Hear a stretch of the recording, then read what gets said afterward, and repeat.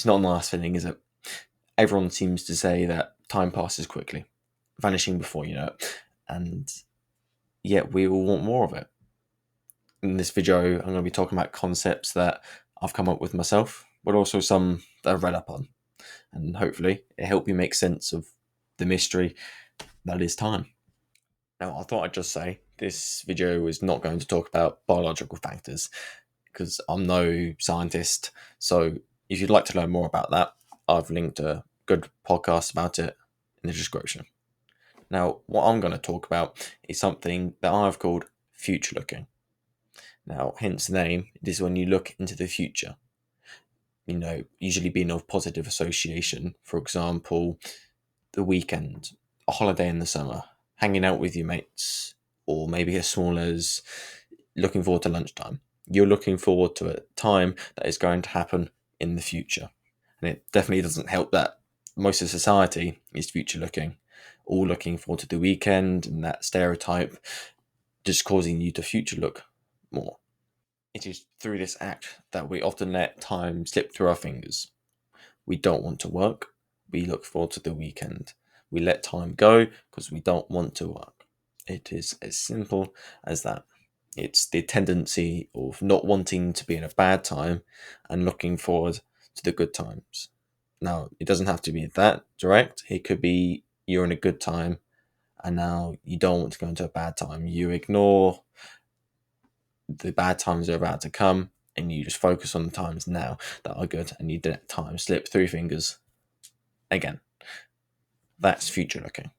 The key factor is those different times, those different states, going from one to the other.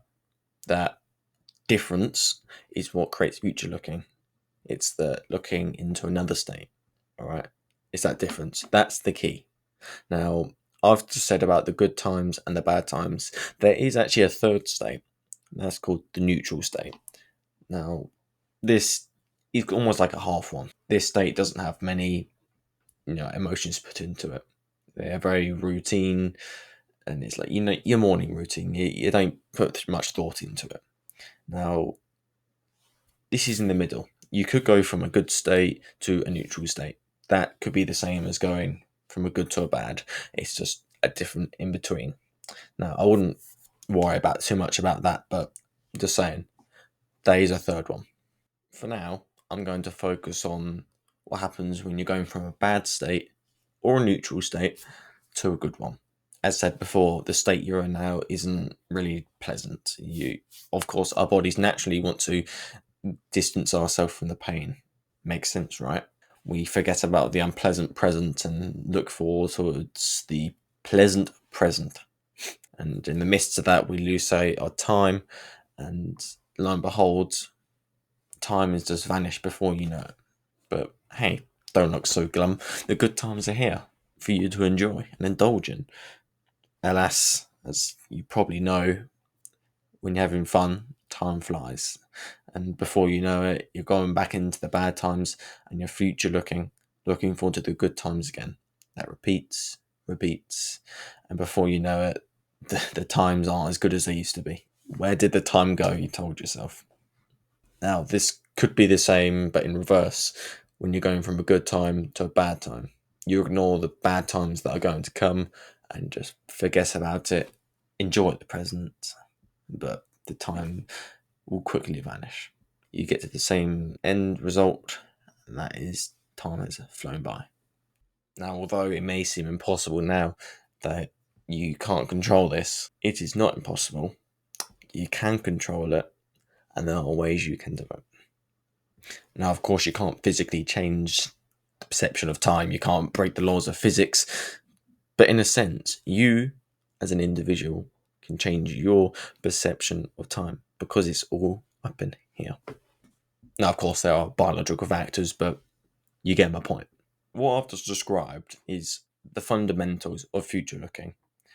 But if we dig a bit deeper, we find there are actually hierarchical levels to this. Okay?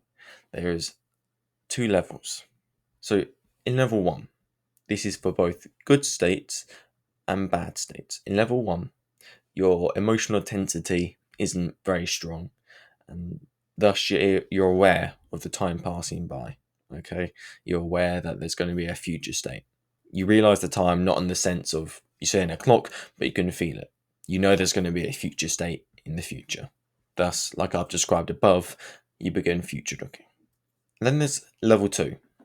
This is when your emotional intensity is much stronger, and to the point where you can no longer see time passing by, but it gets broken down into two separate ones.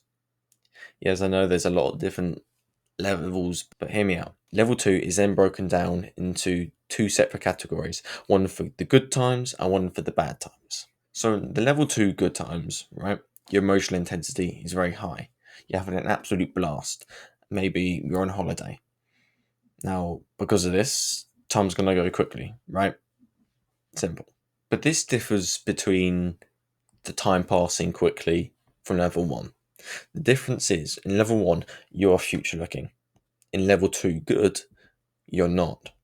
You're in control of the present. On holiday, you don't care about what's going to happen badly in the future. You're in the present, you're having a blast. Now, I will mention a little sub state in level two, good, the flow state.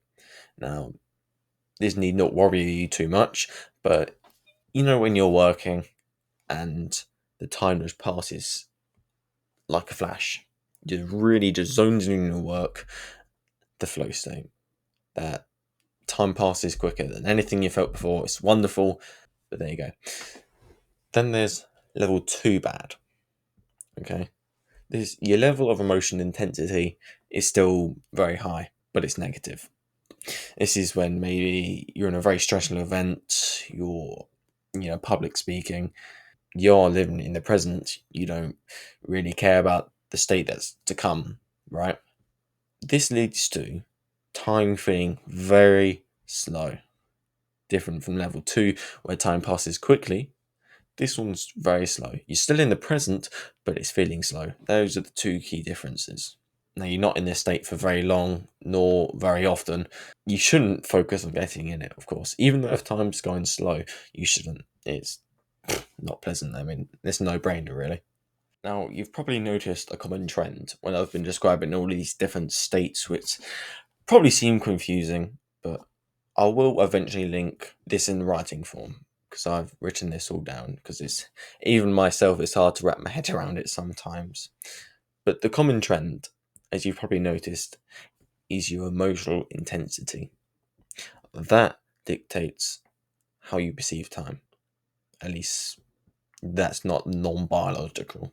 And there comes a point where you transfer between level one to level two. There is a little threshold point. That threshold differs from person to person, maybe just through their life experiences, biological factors, but there is a threshold.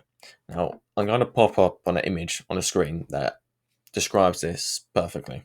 Okay, so in the middle, you've got the neutral state. That's got no emotional intensity. It doesn't.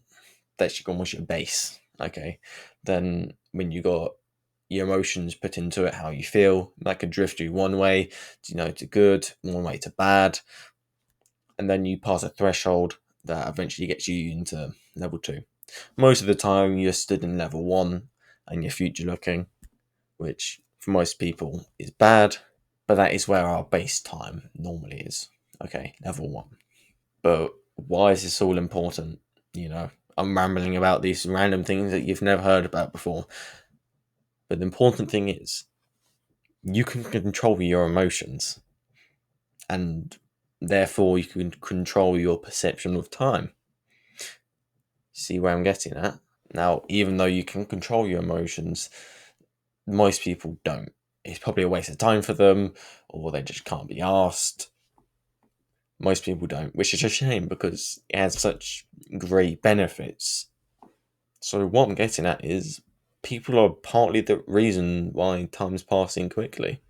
Of course, you have the biological factors, but there's part of you that can control it. Now, it definitely doesn't help that the whole of society is telling you that time goes quickly as you age. There is a reason for that, which I do not know, but it doesn't have to be so exaggerated.